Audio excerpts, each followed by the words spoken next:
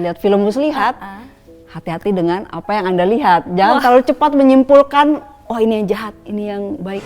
Proses nyari itu set gitu ya. Itu kayak gimana sih Kak? Dikelilingi pohon-pohon, kebun teh putih sendiri, megah.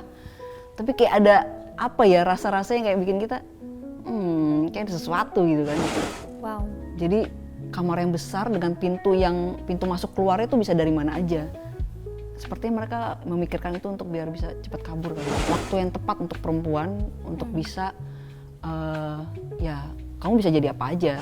Yang membuat seorang Khairunisa jatuh cinta, menciptakan dunia yang dari awal kita nggak tahu itu ada apa enggak, tapi kita percaya sama value-nya ya gitu ya. Jadi menurut aku proses itu yang akhirnya bikin apa ya, kayak ketagihan terus loh. Kan itu dibuat oleh si produksinya, pemilik project atau bagaimana? Atau memang ada regulasi yang mengatur itu Kak, atau gimana? Nah, asosiasi produser ini kebanyakan juga perempuan. Nice. Nah itu menurut aku juga jadi mempengaruhi kebijakan yang akhirnya buat semuanya kan, nggak hanya perempuan. Laki-laki kan juga bisa mengalami pelecehan seksual.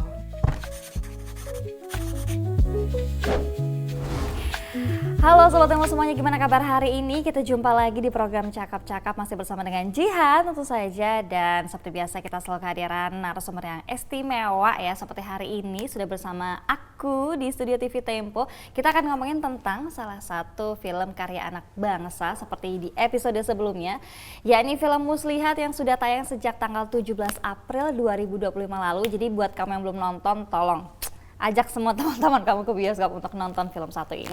Dan hari ini bersama Jihan sudah ada orang atau sosok di balik layar ya dari film Muslihat ini. Ada Kak Khairunisa atau akrab disapa dengan Kak Ilun. Halo Kak Ilun. Halo. Gimana kabarnya hari ini? Sehat. Tadi aku kaget loh, namanya Kak Jihan. Seperti karakter yang ada di film aku di Muslihat. Tapi beda sekarang ya. Oh iya. Bener banget ya, ada karakter Jihan ya, atau karakter utama sepertinya ya Kak ya? Iya, Kak Jihan ini kan kakak yang dia tuh mengasuh anak-anak panti. Dan kakaknya ini punya hubungan dengan Safa yang adiknya tuh lagi renggang. Dan itu yang akhirnya jadi apa ya, cerita yang nanti akan teman-teman lihat juga nanti di film Muslihat. Wah, ini dia nih yang kita tunggu-tunggu banget ya.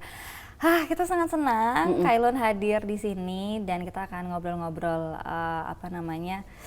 tentang film Muslihat ini ya. Nah, tapi sebelum lebih jauh barangkali kita sedikit mendapatkan spill soal tadi sebenarnya dari Kak Ilun sendiri ketika bicara soal film Muslihat, apa yang membedakan film ini dengan film-film horor lainnya Kak?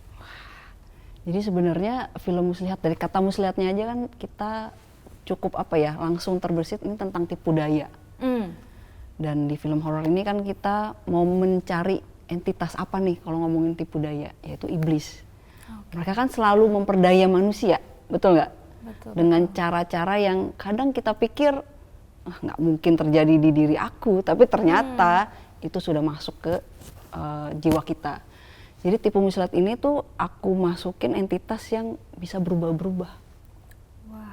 Jadi kalau nanti lihat film Muslihat, hati-hati dengan apa yang Anda lihat. Jangan terlalu cepat menyimpulkan, oh ini yang jahat, ini yang baik. Nggak seperti gitu itu. Ya. Itu sebenarnya yang menurut aku jadi menarik ya untuk film horor, tapi kita bicara dari entitas yang dia memperdaya manusia melalui tipu Muslihat, berubah-berubah wujudnya. Wah, kira-kira apaan nih ya? Jadi penasaran Kak. Iya, maksudnya kalau ngomongin entitas kan biasanya kita tertuju pada salah satunya aja, tapi ternyata selain itu ada ini ya. Dan ada karena ini panti gitu. asuhan, anak-anak ini dimanfaatkan. Jadinya kan yang dewasa-dewasanya jadi serba kewalahan dan bingung kayak sebenarnya apa sih yang terjadi di rumah yang mereka anggap rumah yang aman, rumah yang akan memberikan mereka kehangatan. Tapi teror satu persatu datang dan membuat mereka jadi kok ada yang sampai kerasukan gitu kan. Ini tipu Muslihat apa lagi nih gitu. The real tipu Muslihat ya. Itu dia. Muslihat, oke. Baik, nah bicara soal proses kreatif kali ya, sampai akhirnya kemarin sudah tayang di 17 April itu dari awal tuh Kak, gimana sampai akhirnya sekarang sudah bisa kita saksikan di bioskop? Jadi luar biasa sih prosesnya. Aku bersyukur banget karena dikasih kesempatan dengan tim yang disupport, dalam artian mereka sudah pernah mengerjakan film horor sebelumnya. Jadi ini film horor pertama aku yang panjang. dan akhirnya ngebuat aku punya ruang kreativitas yang apa ya, cukup luas, tapi juga kita tahu nih fokusnya harus di mana nih. Dari tahun 2024 sebenarnya, 2023 tuh apa tuh? Persiapan skrip. Oke. Jadi ini cukup lama karena ya film Indonesia kan lagi banyak-banyaknya ini. Jadi kita kena antrian juga sebenarnya. Efek antrian. Antrian itu sebuah keniscayaan. Iya. Yang di luar kontrol kita kan. Jadi 2023 kita bikin skripnya bareng penulisnya Evelyn yang memang dia sudah ngerjain beberapa film yang box office lah, ya kan. Terus Pak Bro yang produsernya, kita ngeramu nih dari yang tadi tuh kita nggak mau menampilkan wujud hantu, gitu kan. Kayak kita maunya entitas gitu kan yang tipu daya iblis ini. Dan kira-kira siapa ya bicara di ruang seperti apa ya? Wah, panti asuhan aja, anak-anak. Karena kan ketika kita nonton sesuatu kan kita pengen tahu ini selamat apa enggak. Terus kebayang kan kalau ini anak-anak kan orang semakin apa sih kayak engage lagi kan, kayak bener. Perjuangannya mereka seperti apa, dan film horor anak-anak juga nggak banyak kan. Jadi menurut kita itu pilihan tepat lah ya. Setelah itu persiapan skrip segala macem, menentukan krunya dan pemainnya, yang dimana di awal kan tuh kayak kita ini film horor kan udah ya, teman-teman udah pada tahu lah film horor tuh pasti melibatkan banyak kebutuhan teknis ya. Ini udah ada anak-anak, udah ada binatangnya juga, ada ular kan. Iya. Ular kan kita nggak bisa yang duduk diem gitu, nggak bisa kan. Dan ini anak-anak juga, jadi kayak kita persiapkan safety-nya seperti apa. Workshopnya yang benar-benar yang kita disupport sama tim stuntman yang menurut aku luar biasa juga. Jadi proses panjang itu sebenarnya yang akhirnya itu ngebuat kita jadi ya udah proses syutingnya enjoy gitu loh, meskipun ya cuacanya juga yang ekstrem banget. Ya. Sampai aku lapis 3 karena dingin banget, sumpah dingin banget. Jadi ya untungnya karena kita semangatnya tuh kekeluargaan, jadi kayak berasa piknik rame-rame gitu loh. Aduh.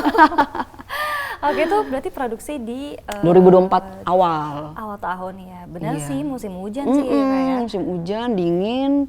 Terus kita ada beberapa hari yang syutingnya mulai dari sore sampai malam karena emang kebutuhannya kan. Gitu. Jadi ya udah dinikmatin aja karena teman-teman kita juga yang krunya ini suka masak. Jadi kayak mereka tiba-tiba nyediain kayak wah ada sambel, ada ikan asin apa segala macam. Seru banget sih, ada sambal masak-masak segala. Oke, gitu. tapi tadi disebutkan melibatkan anak-anak nih, kayaknya salah satu apa ya hal yang unik juga nih film horor. Tapi ada anak-anak pasti ini dong ya, ada apa ya? Ya tantangannya kali ya. Gimana tuh Kak untuk mengkondisikan? Karena kalau aku sih mikirnya sesimpel kayak anak-anak main film horor, emang mereka sendiri juga nggak takut gitu ya, barangkali dari setnya atau dari suasananya atau gimana? Jadi aku juga dibantu sama acting coach karena dari awal aku udah tahu anak-anak ini dipersiapkannya untuk harus ada bonding karena anak panti asuhan kan, nggak mungkin ketika mereka pas mau syuting baru ketemu nggak kerasa kan. Bener. Jadi pas dari awal-awal mereka didampingin acting coach, mereka nggak hanya membaca skrip tapi mereka main untuk dapetin bonding yang akhirnya nanti ketika syuting itu lebih cair gitu suasananya. Dan proses itu menyenangkan sekali sih karena aku juga biarin mereka untuk bahkan menciptakan nama belakang masing-masing karakter. Oh iya? Iya, karena biar mereka punya apa ya, rasa memiliki ya. Oh si karakter ini wah gue banget nih gitu. Jadi mereka memberikan nama belakang masing-masing dengan penjelasan masing-masing yang menurut kita kayak iya kita nggak kepikiran nih. Kreatif juga ya. Iya, dan mereka profesional dan energinya nggak ada habis-habisnya. Kayaknya aku yang habis. Gara-gara mereka benar-benar enjoy banget syutingnya. Bahkan kalau syuting sampai malam juga ya mereka tetap ketawa, tetap main games segala macem. Jadi menurut aku ya support system dari acting coach-nya, desain produksinya, terus anak-anaknya yang mereka yang bikin aku terharu juga, bahkan ketika selesai syuting mereka nangis.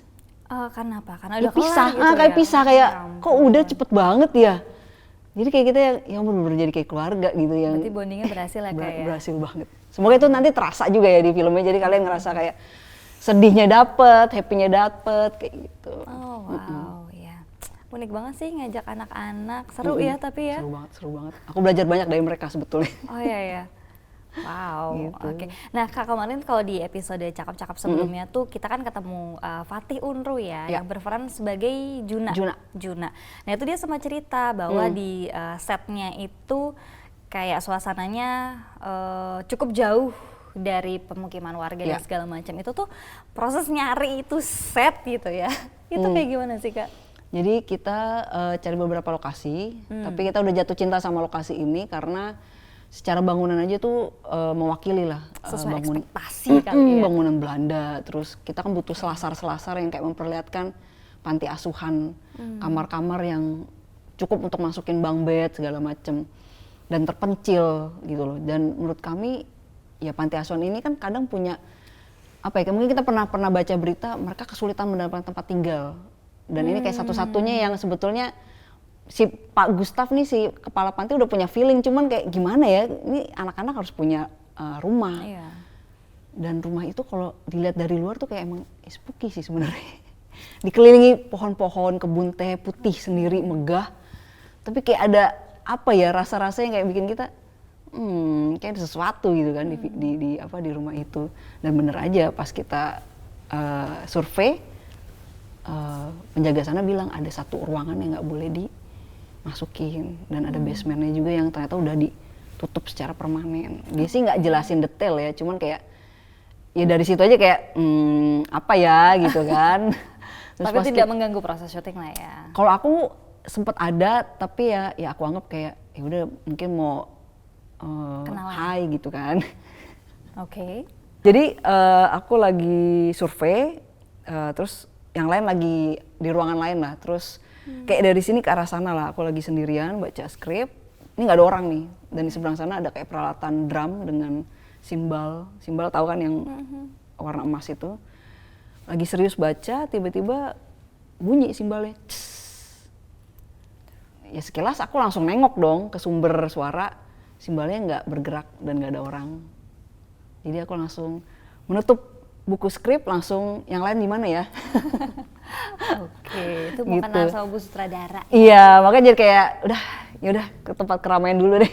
Welcome gitu kata dia ya. Oke, tapi itu sebenarnya rumah apa ya? Di masa sebelumnya tuh apa Kak? Emang rumah tinggal atau? Iya, itu peninggalan zaman Belanda. Jadi mungkin ditempati oleh pejabat-pejabat Belanda saat itu karena kelilingi kebun teh kan. Kalau zaman Belanda kan memang kebun teh itu dijadikan komoditas secara ekonomi juga kan. Dan ruangannya besar-besar, bahkan setiap kamar tuh ada connecting door-nya.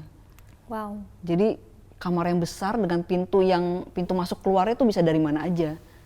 Sepertinya mereka memikirkan itu untuk biar bisa cepat kabur kali ya. Waduh, sampai situ ya Kak? Iya kayaknya. Itu dan ketika kita syuting di luar, warga-warga juga mempertanyakan kayak, kalian kok syuting di sana kok? Ada kejadian apa? Kayak gitu loh. Jadi kayak, iya karena ruangan itu besar dan ya, pasti kita ngerasain kayak gimana sih rasanya tuh. Tapi ya karena ini kita syuting dan banyak orang, ya udah kita nikmatin aja lah.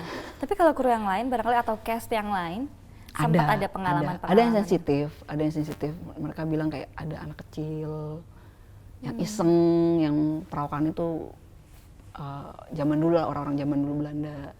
Ya kita dengar tapi kayak nggak mau membuat itu jadi sesuatu yang akhirnya menghambat kita kan. Karena ini anak-anak yang main, terus kayak kita pengennya juga ini prosesnya akan happy dan lancar, jadi ya udah lalu jadi kayak kabar angin aja sih, kayak ada ya udah emang mereka ada kan.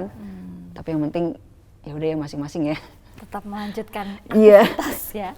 Oke, tapi kalau dari cast yang anak-anak sendiri juga nggak ada pengalaman tertentu? Karena biasanya kalau anak-anak lebih sensitif nggak sih Kak? Ya jadi Safa yang dia kan adegannya lumayan ya menantang lah, dia yang kerasukan dan segala macem. Dia katanya melihat sosok yang putih, besar, tinggi yang melihat dia terus. Oke. Dan saat itu dia sempat yang dia dicerita ke ibunya dan karena dia tahu kalau cerita ke orang lain mungkin itu akan membuat dia juga khawatir akan mengganggu suasana syuting ya. Jadi dia hanya cerita ke ibunya. Bahkan aku baru tahu juga ketika ini udah selesai syutingnya, dia baru ngasih tahu. Iya, aku ngeliat ini dan itu menyeramkan dan segala macam. Makanya dia tuh harus tutup matanya karena ya mempersiapkan gimana sih harus actingnya kerasukan yang nakutin orang, tapi dia posisinya lagi takut. Gimana sih?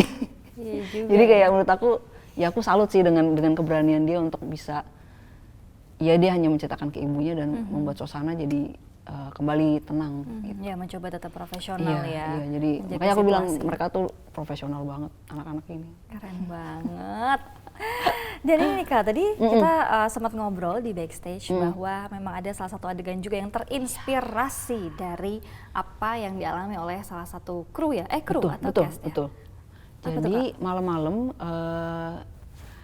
2 orang di dalam mobil dan mereka duduknya di depan, jadi belakang kosong. Oh, ini masih proses syuting nih? Selesai syuting, mau pulang nih, kosong nih di belakang nih. Nah temen aku sih salah satu krunya ini perempuan merasakan sesuatu di kepalanya yang dia pikir ya udah binatang, terus jadi dia sebentar gitu kan diusir-usir gitu. Nggak lama kok kayak seperti ada yang tarik dan kayak lebih nyolot ya. Makin panik kan dia kayak wah ini bukan binatang dan di belakang nggak ada siapapun. Jadi setelah kejadian itu ya jadi cerita kan dia dan kita ngerasa kayak wah ini menarik ya bikin adegan filmnya yang sebenarnya adegannya sudah ada tapi kayak kita tambahin adegan kejadian yang nariknya itu kayak tangan yang gimana sih ya, tangan dari belakang tuh yang kita aja dengernya kayak langsung merinding nanti makanya ada di Muslihat. Oke. Benar banget ya pokoknya harus penasaran ini harus terjawab ketika teman-teman nonton langsung di bioskop tentu saja. Nah tapi tentu saja kita juga pengen tahu sih sebenarnya dari sebuah film horor Muslihat ini apa sih yang ingin disampaikan oleh seorang Kailun atau seorang Khairunisa gitu ya dari backgroundnya mungkin kita tahu dulu pernah bikin dokumenter dan segala macam sekarang terjun ke film dan memilih genre-nya horor gitu. Apa sih Kak? Sebenarnya aku ngerasa kayak tipu daya itu sesuatu yang nyata ya. Kita nggak harus nyalain iblis atau setan. Itu sesuatu yang kadang ada di kita juga kan. Kita tricky juga kan. Kita selalu mendengarkan apa yang kita inginkan tapi bukan yang dibutuhkan. Dan itu yang akhirnya membuat kita jadi terlena dengan sesuatu yang wah ini sepertinya terlalu jauh gitu kan. Makanya karakter-karakternya ini kalau di film Muslihat mereka tuh punya kayak kepahitan masing-masing loh. Yang kayak si Safa yang dia ngerasa pahit orang tuanya meninggal dan dia menyalahkan kakaknya. Terus si Sinta yang karakternya misterius tapi nanti kalian akan lihat ternyata dia punya sisi yang humanis banget. Jadi menurut aku itu sih yang secara pribadi mungkin kesannya kayak ini horor tapi lebih manusiawi aja sih yang pengen aku sampein. Tipu daya dan kepahitan itu tuh ada dan kadang kalau kita biarkan itu dikontrol ya udah kita kena muslihatnya. Waduh. Dan ternyata ya kita masih ingat ya bahwa di alam semesta ini ada banyak sekali jenis makhluk hidup, benar nggak sih Kak? Betul, yang terlihat dan tidak terlihat. Benar, ya kan? ada juga yang memberikan tipu daya, kita mesti jaga diri berarti gitu ya Kak ya? Oh wow, oke. Terus kemudian alasan Kailun mengambil proyeksi film ini tuh apa sih Kak sebenarnya? Aku sebenarnya mencoba untuk tidak membatasi ya dalam artian bentuk-bentuk aku hanya bikin dokumenter atau hanya bikin film-film yang lain. Aku percaya storytelling itu nggak ada batasannya. Jadi mau film fiksi, mau film horor, mau film keluarga, film komedi, apapun itu menurut aku jadi ruang yang ingin aku terus tumbuh itu aja sih. Jadi nggak pengen membatasi, nggak ingin membatasi selama ruang itu dipercayakan ya. Karena menurut aku percaya itu penting ya. Jadi unsur kreatif yang kalau disupport kan lebih enak ya dibandingin kalau misalkan ada kita masuk ke ruang tertentu tapi ya mereka juga nggak ngerasa nyaman ya buat apa. Jadi menurut aku disupport terus kita diberikan kepercayaan ya alhamdulillah semuanya berjalan dengan cukup lancar sih. Syukurlah ya, pokoknya karyanya sudah bisa kita tonton bareng-bareng yang pasti ya. Nah tapi kenapa kita harus menonton film ini Kak? Ya tadi aku bilang karena tipu muslihat itu nyata. Dan kadang tuh kita lupa kalau kita sudah terkena tipu muslihatnya. Oh suka nggak sadar gitu ya? Iya. Kayak bikin film ini menurut aku sebelum tayang 17 April kan kita roadshow nih 4 kota. Rata-rata mereka ngerasa kayak ya ampun kena ya tipu muslihatnya ya. Dari karakter yang tadi yang aku bilang aku ciptakan yang awalnya kita pikir wah ini jahat, ini baik, ini pasti penyelamat tapi Twist banget nih kayaknya. Tunggu dulu. Tunggu dulu ya. Gitu. Ya. Benar sih emang. Apalagi kalau di tagline tuh ada aku di depan dan belakangmu. Jadi di mana-mana kan. Tipu muslihat itu ada di mana-mana, bisa berubah-berubah, bisa membisikkan, bisa menghasut, bisa menjadi apapun juga. Bisa jadi apapun. Wow. Oke, itu tadi cerita sedikit lah ya soal muslihat sendiri. Sekarang kita mau ngomongin tentang si Kak Ilunya nih. Ya, kita juga penasaran dong. Sebagai salah satu sutradara perempuan yang mana kita tahu di Indonesia mungkin atau mungkin secara global juga belum banyak kali ya Kak sutradara di Indonesia ya. Di Indonesia pada khususnya barangkali menjalankan berbagai project as a women gitu ya dalam sebuah kru kan nggak tahu sih, tapi dari orang awam melihat biasanya kalau kru-kru di produksi film ataupun dokumenter juga kan kebanyakan didominasi oleh pria. Bagaimana Kak menjalani itu gitu? Karena aku memang ketika aku memilih di film, aku tuh ada di masa yang dipertanyakan mau jadi apa? Filmmaker tuh apa? Karena saat itu belum semasif sekarang, semua orang bisa bikin film dengan handphone. Aksesnya tuh sangat mudah gitu. Jadi ketika saat itu aku melihat perempuan tuh sedikit banget, langkah banget. Dan bahkan tuh dianggap kayak ya udahlah ntar cuman sebentar paling bertahannya. Iya kan, kayak mereka nanti gitu akan ya memulai berkeluarga, punya anak dan segala macam. Sebentar paling. Tapi seiring aku terus ada di istilahnya di pekerjaan yang aku sangat sukai ini, ya aku melihat seorang perempuan dengan keadaan lagi hamil, ya dia syuting. Bahkan di daerah-daerah yang bukan aksesnya mudah, bukan di kota. Dan ya sistem produksinya juga istilahnya memprovide itu untuk ya si sutradara yang lagi hamil ini bisa berjalan dengan lancar ya. Jadi menurut aku sekarang mungkin kita sedang memberikan waktu yang tepat untuk perempuan untuk bisa ya kamu bisa jadi apa aja. Nggak ada batasan ketika di industri film mayoritas laki-laki, atau kayak di dokumenter aku bisa ke daerah yang nggak ada sinyal terus rata-rata laki-laki semua, ya udah ya kita mau kerja kan, bukan mau ngapa-ngapain. Jadi kadang menurut aku ya apalagi ke orang tua mungkin ya itu ya memang khawatir, iya pasti khawatir, tapi menurut aku selama niat kita baik ya kita tunjukkan gitu. Jadi sekarang sih menurut aku jadi saat yang tepat dan zamannya juga sudah membuka kesempatan itu dengan cukup lebar ya. Banyak banget sih perempuan yang nggak hanya jadi sutradara, kameramen, penata artistik, yang pekerjaan-pekerjaan yang mungkin kesannya kayak maskulin banget gitu, tapi ya mereka ada di situ. Bahkan timnya juga beragam ya, nggak hanya laki-laki, tapi ada perempuan juga yang megang benda-benda kamera yang mungkin beratnya lebih berat dibanding berat badannya.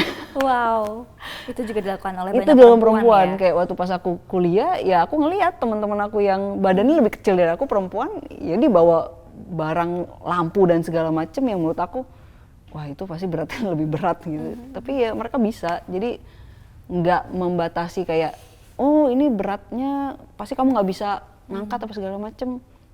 Yang buktinya nggak seperti itu gitu, semua bisa dijalani. Atau secara skill yang harus ngatur-ngatur apa segala macam kayaknya laki doang bisa, ternyata enggak ya? Enggak juga, perempuan juga bisa.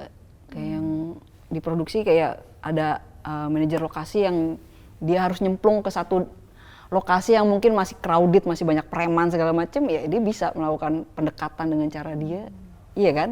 Ternyata ya perempuan laki-laki sama, mereka punya potensi yang sama. Jadi menurut aku jadi nggak relevan lagi kesannya, perempuan ini kayak pekerjaan laki-laki deh. Enggak, perempuan bisa kok ngelakuin itu. Dan sudah banyak buktinya ya. Sudah banyak buktinya. Karya-karyanya bisa kita nikmati sama-sama. Oke, tapi kalau yang membuat seorang Khairunisa jatuh cinta terhadap dunia, apa sih bahasanya? Ya ada film, ada dokumenter, ada segala rupa, itu apa bahasanya Kak? Cuman maksudnya yang membuat tidak hanya tertarik, tapi benar-benar mau memberikan seluruh hidupnya barangkali. Itu apa sih Kak? Apa ya, karena aku waktu kecil tuh suka banget nonton film di TV. Ya waktu itu masih aksesnya nggak terlalu banyak ya, TV. Dan film-film bagus itu kebanyakan di atas jam tidur kan, waktu aku masih kecil. Jadi aku suka nyelinap gitu loh kalau nonton TV, tapi volume dimatiin biar nggak ketahuan. Jadi lampu dimatiin gitu kan, cuma TV doang. Dan menurut aku TV itu bisa menciptakan dunia yang dari awal kita nggak tahu itu ada apa enggak, tapi kita percaya sama value-nya ya gitu ya. Jadi menurut aku proses itu yang akhirnya bikin apa ya, kayak ketagihan terus loh. Kayak misalnya aku ngomongin tentang kayak Fatih nih, sebenarnya aku dulu bikin dokumenternya. Oh iya. Ya, jadi kayak kecil ya. ngomongin trauma dia tentang coklat tapi dibawakan dengan stand up. Maksudku kalau aku nggak di kerja sebagai filmmaker, mungkin aku nggak akan pernah ketemu dia dan nggak pernah punya kesempatan untuk melihat cita-cita yang lain. Jadi proses-proses penciptaan itu sih sebenarnya yang bikin aku jadi kayak ketagihan, dan ternyata dampaknya tuh bisa macam-macam, bahkan di luar ekspektasi. Dan gitu, akhirnya dihargai gitu lah istilahnya. Memilih untuk meneruskan di dokumenter ataupun di film, karena menurut aku value-nya itu sih yang bikin kita jadi ngerasa punya apa ya, punya arti kali ya. Iya sih Kak, emang setiap orang punya jalannya masing-masing untuk membuat dirinya berarti gitu ya. Kalau Kak Ilon mungkin itu kali ya. Ya syukur-syukur dihargain sih, itu aja. Kalau karyanya ternyata disukai ya alhamdulillah. Karena menurut aku kita nggak bisa memuaskan ekspektasi semua orang. Itu udah di luar kontrol aku kan. Kayak semua orang nggak mungkin suka coklat, atau semua orang nggak mungkin suka buah pisang gitu. Ya udah. At least kita sudah memberikan yang terbaik yang bisa kita lakukan untuk karya-karya kita gitu ya. Oke, benar juga. Ngomongin jatuh cinta ini kan banyak juga ya, tentu saja tadi balik lagi perempuan-perempuan yang jatuh cinta dan memutuskan juga untuk terlibat dalam dunia-dunia perproduksian film atau dokumenter gitu. Kira-kira kalau dari Kak Ilon sendiri, bagaimana apa ya, entah peran entah kontribusi untuk membangun lingkungan yang aman untuk perempuan-perempuan ini gitu. Jadi mereka ketika udah memilih terjun, ya udah gue percaya gue akan bisa memberikan apa ya, skill gue yang utuh, selama memang ruangannya aman gitu. Ya, jadi di produksi-produksi saat ini tuh aku seneng banget sih, nggak dilakukan hanya untuk produksi aku, tapi yang produksi lain. Mereka aware banget sama yang namanya menciptakan ruang kerja yang aman untuk tidak membenarkan bentuk pelecehan seksual dalam bentuk apapun. Apapun kayak verbal atau fisik apa segala macam. Karena menurut aku mungkin dulu-dulu kita ngerasanya kayak ya udahlah, kayak ada yang kayak siul atau yang tahu kan yang catcall segala macam dianggap biasa gitu. Kalau sekarang itu jadi persoalan yang nggak boleh gitu kan, kayak menilai dari cara pakaian. Kadang kan ada yang kayak wah ini nggak bener nih pakaian dia, mungkin yang terlalu terlihat, tapi sebenarnya ya nggak bisa kayak gitu kan. Jadi aku bersyukur banget itu mulai dilakukan dengan apa ya, dengan cukup hitam di atas putih. Jadi benar-benar semuanya mengetahui itu, nggak hanya sekedar lisan. Dan itu penting banget karena menjaga, kita kan syuting lama ya, syuting lama, terus jauh dari pasangannya juga atau dari orang tuanya, ya pasti ada lah godaan-godaan kayak gitu kan. Dan akhirnya dengan adanya peraturan itu menurutku jadi membuat kita jadi selalu berjaga-jaga gitu kan. Dan produksi juga mendukung tidak membenarkan dalam bentuk pelecehan seksual apapun. Peraturan itu dibuat oleh si pemilik project atau bagaimana? Atau memang ada regulasi yang mengatur itu atau gimana? Sekarang udah ada dari asosiasi produser yang mereka juga, nah asosiasi produser ini kebanyakan juga perempuan. Nice. Nah itu menurut aku juga jadi mempengaruhi kebijakan yang akhirnya buat semuanya kan, nggak hanya perempuan. Laki-laki kan juga bisa mengalami pelecehan seksual. Betul. Iya kan, jadi sebenarnya jangan melihatnya hanya karena kita melindungi perempuan, enggak, laki-laki juga ada. Bahkan mereka lebih sulit untuk mengekspresikan karena mereka ngerasa masa digituin aja lo ngadu, ya nggak sih? Iya sih. Nggak maco lo, masa digituin aja ngadu. Jadi kayak mereka juga tertekan gitu loh. Jadi ketika itu dibahas ketika persiapan produksi, menurut aku ya itu bagus. Jadi itu yang selalu kita coba ingatkan lagi sih, jangan sampai ada bentuk-bentuk seperti itu. Dan inklusivitas juga, kayak misalnya kalau memang ada yang punya kebutuhan khusus dan menurut kita butuh disupport, kayak aku pernah bikin dokumenter yang itu melibatkan teman-teman tuli, ya berarti kita harus menyediakan penterjemah untuk mereka. Bahkan kita juga belajar sedikit lah gimana caranya berkomunikasi. Jadi hal-hal itu yang akhirnya ngebuat kita nyiptain ruang produksi itu apa ya, aman, nyaman, dan kekeluargaan. Untuk semuanya ya, Iya. tanpa terkecuali. Idealnya. Yes. Amin, mudah-mudahan cita-cita seperti ini terus bisa terakomodir gitu ya Kak untuk semuanya. Oke, nah kalau Kailun biasanya nih ya di momen-momen barangkali kan biasanya kalau disebut seniman nggak sih Kak? Bikin film apa ya? Ya semacam itulah ya. Tapi kan proses-proses kreatif kan memang biasanya ada nemu masa-masa stuck, no idea. Seorang Ilun tuh biasanya cari idenya gimana tuh Kak?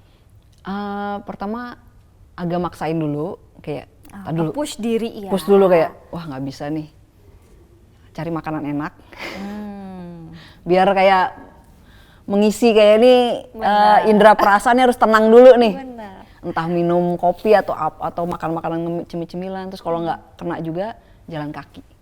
Oh, wow. Aku suka jalan kaki, jadi jalan kaki itu bikin aku juga punya apa ya, relax, terus kita bisa ngelihat suasana yang mungkin kalau kita naik kendaraan umum itu akan kelewat. Tapi kalau jalan kaki kan kita bisa kapan aja mau stop, mau random, mau belok kanan, belok kiri, bisa ngobrol sama orang. Jadi jalan kaki. Terus biasanya abis pulang, ya ada aja sih kayak mungkin nggak ketika jalan kaki itu dapat solusi ya, tapi pas ketemu laptop lagi tuh jadi kayak oke. Kayaknya harus gini deh, kayak harus gini deh, kayak gitu sih. Oke, randomnya sehat banget gak tuh ya? Iya ya. Jalan kaki. Tapi aku setuju yang tadi kalau misalnya lagi kehilangan ide kita jajan, pilih makanan yang enak. Aku juga kayak gitu Kak. Aduh, biar happy aja sih. Sebenarnya kalau kita udah happy kan, ketika di push untuk melakukan tugas-tugas lainnya jadi lebih semangat, gitu kan. Nah, terus kalau ngomongin soal prinsip-prinsip yang biasanya Kak Ilun pegang selama ini, kan sudah cukup panjang perjalanannya berkarya di dunia ini gitu ya, yang selalu menjadi acuan atau pegangan dari seorang Hairunisa, apa tuh Kak? Aku percaya sih kalau misalnya hal yang aku ciptakan tuh nggak mungkin sempurna. Karena sempurna itu menurut aku bukan milik aku ya. Kayak aku selalu mencoba kalau bahkan gagal itu aku jadiin investasi.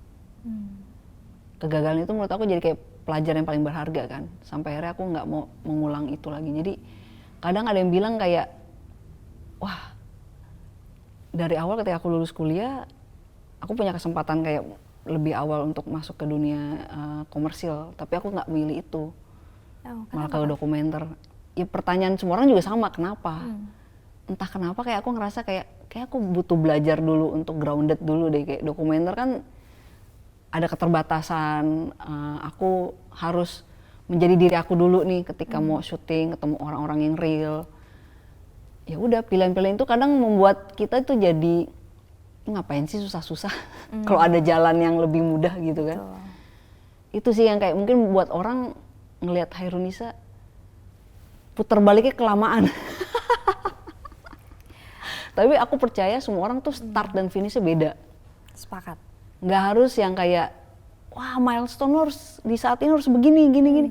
Nggak ada, aku enjoy kok kalau dibilang orang putar balik. Ya udah, emang aku mau muter balik lama. Jadi aku bisa dibilang mungkin banyak orang, lu kayak nggak peduli deh dengan kata orang itu sih. Kalau orang bilang, ya punya dunia sendiri dan alhamdulillah ya aku mencoba ngikutin meskipun ya nggak semuanya sempurna ya, tapi setidaknya itu yang ngebuat aku jadi punya keyakinan sendiri. Ya aku dengerin apa yang kata hati aku. Jadi nggak peduli kata orang dengan kata hatiku. Kalau gagal, ya udah aku jadiin investasi. Udah itu aja. Wow, nice. Tapi emang orang pertama yang harus kita dengerin tuh adalah diri kita sendiri nggak sih Kak? Alih-alih kita mendengarkan orang lain duluan, better kita dengerin kita sendiri. Jadi kalaupun ada kesalahan atau kegagalan, ya udah itu hal yang kita pilih. Bener. Gitu ya. Jadi nggak nyalain orang kan? Bener tuh, kayak, kantor kayak gitu lagi. Kayak, lu sih bilang kayak gini.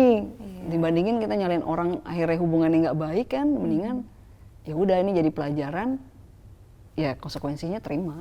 Kayak gitu. Tapi setelah menjalani dua dunia ini, tapi diawali dari dokumenter, kemudian beralih ke film gitu ya Kak, apa perbedaan yang dirasakan atau mungkin dipelajari kali ya? Kalau yang kelihatan ya, mungkin secara besar kecilnya produksi ya. Kalau dokumenter kan memang kita terbiasa tim produksinya nggak banyak. Karena kan kita masuk ke ruang-ruang private-nya si karakter kan. Kayak kita masuk ke rumah dirimu nggak mungkin bawa 100 orang kru dengan peralatan yang segede itu kan. Karena pendekatan personal itu yang dibutuhkan untuk dokumenter kalau pengalaman aku ya. Meskipun emang ada dokumenter yang emang budgetnya lebih besar, tapi kalau pengalaman aku timnya selalu kecil karena kita mau intim. Ketika syuting juga nggak mau diintervensi dengan kamera yang gede sampai akhirnya subjeknya kayak terintimidasi kayak apa ini, dan mereka nggak jadi diri mereka sendiri. Nah kalau di film ya kita meng-create sesuatu yang berdasarkan ide-ide kita gitu kan. Tapi fokus aku jadinya gimana hubungan antara pekerja ini, aku pengennya tuh tetap ada kesetaraan. Kayak misalnya sama OB aku bisa ngobrol, sama driver aku bisa ngobrol karena ya itu kebiasaan aku waktu pas dokumenter. Ya mereka penting gitu, nyawa kita di mereka loh. Kalau nggak ada yang nyediain makan siapa? Bener. Bagian dari kru kayak ya, gitu-gitunya setara aja, kayak kita mencoba untuk saling menghargai semua pekerjaan mereka yang menurut aku penting semua. Itu sih yang beda, yang kelihatan sama yang mungkin tetap aku harus apa ya? Karena kebiasaan aja kali ya, kayak ngelihat semua orang bekerja untuk tanggung jawabnya mereka. Dan ya aku coba terapkan, kayak misalkan kayak produksi kemarin, makanya aku seneng banget kayak kekeluargaan karena kita makan ya udah bareng, nggak ada beda-beda apa segala macem, nongkrong bareng.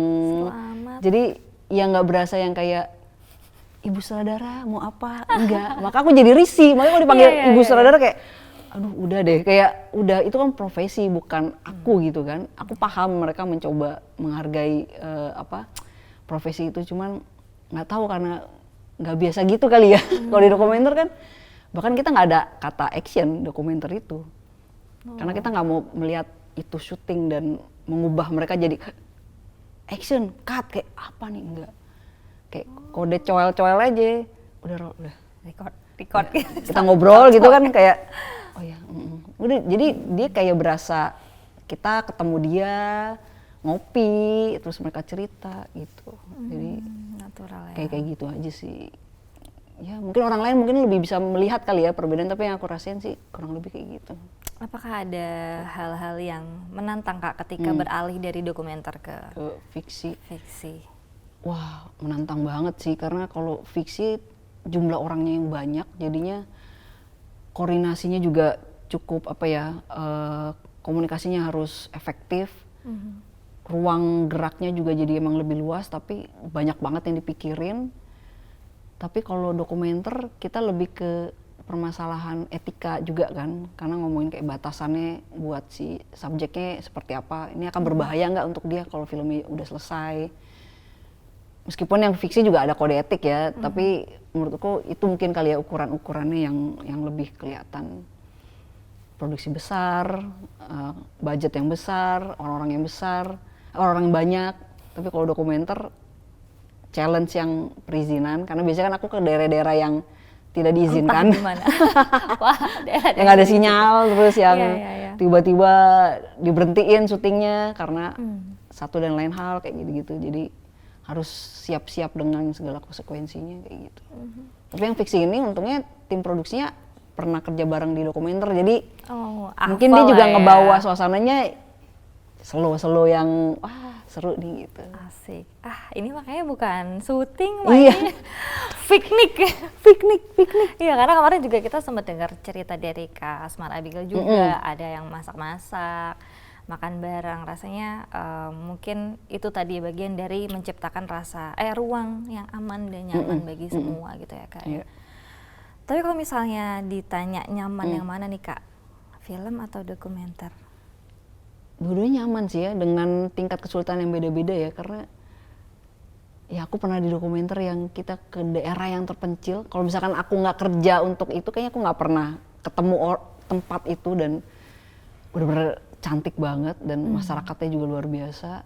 Aku belajar banyak dari mereka. Terus kalau ke syuting fiksi juga gitu kan, kita bisa mengakses lokasi atau ketemu orang yang kalau profesinya bukan jadi filmmaker, kayaknya aku nggak ada kesempatan dan mikir ke arah sana gitu. Jadi semuanya sih punya kenyamanan yang beda-beda dan aku nggak mau milih. Kalau bisa dua-duanya kenapa milih ya? Iya, itu dia. Benar aku nggak mau milih. Oke. Kalau deket-deket ini barangkali Kak Ailun sudah ada proyek yang sedang dikerjakan, barangkali apa tuh? Ada cerita, jadi aku tuh apa ya, suasana lebaran tuh suasana yang ngangenin kan sebenarnya. Meskipun ya kita kadang suka menghindari pertanyaan-pertanyaan tertentu kan. Mudik ya? Iya kayak gitu-gitu, cuman waktu pas kita kecil itu kan menyenangkan ya. Hari yang kita tunggu-tunggu. Iya kita tunggu-tunggu, entah kita dapat uang jajannya jadi banyak, makanan jadi banyak, pakaian-pakaian baru segala macam. Tapi aku pengen bicara di luar itu, yang mungkin buat anak-anak, buat keluarga bisa jadi tontonan apa ya, kerinduan ketika momen Lebaran itu jadi sesuatu yang nggak cuma perayaan yang glamor, tapi ada sesuatu yang selalu kita rindukan dari hati kecil kita. Wow. Itu tunggu aja. Ini apa, film? Film pokoknya tetap anak-anak, tapi ada hubungannya sama Lebaran, tapi Ih, Kak Ailun ini ternyata suka main sama banyak anak-anak ya? atau mungkin karena aku ini kali ya, inner child-nya terlalu ini kali ya. Terakomodir. Iya kali ya, ketemu mumpung sama anak-anak kerja ya. film kan, jadi udah bikin film anak-anak itu. Wow. Doakan saja ya. Pasti kita doain Kak. 2000 something berapa nih Ya, Kak? titik-titik. Tapi mudah-mudahan semuanya lancar Kak, insya Allah. Amin, amin. Lancar segalanya. Dan segera bisa kita saksikan ya Iya. karyanya. Amin, amin, rabbal alamin. Nah, terakhir nih Kak, kalau misalnya ditanya soal pesan ke generasi muda di industri film, dokumenter, atau apapun yang berkaitan dengan itu, kira-kira apa sih Kak? Ini balik ke tadi kali ya, yang bikin aku jadi tetap bertahan, tidak peduli kata orang. Ya kalau kata-katanya itu negatif ya, dengarkan apa yang kamu cita-citakan dan jadikan kegagalan itu investasi. Udah itu aja. Wow. Jadi jangan takut gagal, karena gagal itu pasti. Iya sih. Iya kan? Selama kita coba pasti akan gagal, tapi masalahnya kita akan bangkit lagi nggak setelah itu. Itu kan yang paling penting kan sebenarnya. Ya sih. Gitu Jadi sih. merayakan kegagalan dengan kebangkitan. Ih, kok pintar ya tiba-tiba. Kayak Fatih nih kok. Lucu banget ya. Oke, Kak Ailun, sekarang kita sudah mendekati segmen closing, tapi sebelum kita tutup, kita masih ada satu permainan. Namanya Quick Quiz, yang mana Kak Ailun atau seluruh narasumber yang hadir di Cakap-Cakap itu biasanya semuanya akan kita kasih kesempatan untuk join di Quick Quiz ini. Kak Ailun hanya harus memilih satu di antara dua yang aku sebutkan. Tapi harus cepet loh ya, bener ya? Oke, sudah siap? Siap. Ready ya? Ready. Oke, pertanyaan pertama. Kopi atau teh? Kopi. Nonton film atau baca buku? Nonton film. Adaptasi film luar atau remake film Indonesia? Remake Indonesia. Film pendek atau panjang, Kak? Nah ini, aduh. Panjang. Fiksi atau dokumenter? Kenapa sih? Vidok, fiksi dokumenter. Wah, ada lagi. Kenapa sih harus pilih ya Tuhan? Aduh. Fiksi. Horor supranatural atau thriller? Horor supranatural. Syuting indoor atau outdoor? Ini siapa sih yang bikin? Siapa ya? Siapa ya? Jebakan semua ya, Kak Indoor ya? atau outdoor? Indoor. Syuting di Indonesia atau di luar negeri? Indonesia. Timo Cahyanto atau Joko Anwar? Aduh, susah nih. Quick Timo. quiz loh nih. Timo. Oke, Timo. Kata-kata untuk film Muslihat. Mesti lihat. Ini udah sama semua. Yang lain juga enggak kan? Yang lain kemarin, sama simpati sih. Mesti dilihat ya emang. Tapi emang mesti dilihat beneran ya, Kak ya? Iya, sesuai kan. Bener. Kalau enggak, aduh, nggak tahu ntar yang kita omongin apa kan dari tadi. Benar, dan masih bertengkar ya di bioskop ya. Masih. Jadi buat kalian semua yang masih belum nonton, tapi udah dapat spill dikit hari ini ya di obrolan bersama dengan Kak Ailun, mudah-mudahan bisa segera mengajak temannya, gebetannya, semua keluarganya, siapapun ya untuk bersama-sama ke bioskop untuk nonton film Muslihat ini ya Kak ya. Kita tunggu barangkali ada komen-komen atau apapun boleh ya, karena ini juga bagian dari karya anak bangsa yang kita butuh juga masukan-masukan tentu saja ya. Betul. Oke, dan sekali lagi terima kasih banyak kepada Kak Hairunisa atau Kak Ilun. Nih sebenarnya aku agak bingung ya dari Hairunisa jadi Ilun ini. Ilun aja udah. Agak jauh ya. Tapi kita senang banget Kak Ilun bisa hadir di Cakap-Cakap episode kali ini. Sekali lagi doanya semoga proyek-proyek yang sudah dikerjakan dan seluruh karyanya bisa berhasil, lancar, diterima publik, begitu ya, bisa mewarnai dunia hiburan masyarakat Indonesia. Amin ya rabbal alamin. Kita ketemu lagi Kak Ilun mudah-mudahan di lain kesempatan, dan juga Sobat Emo semuanya. Akhir kata saya Dea Jihan beserta kru yang bertugas pamit undur diri. Bye bye.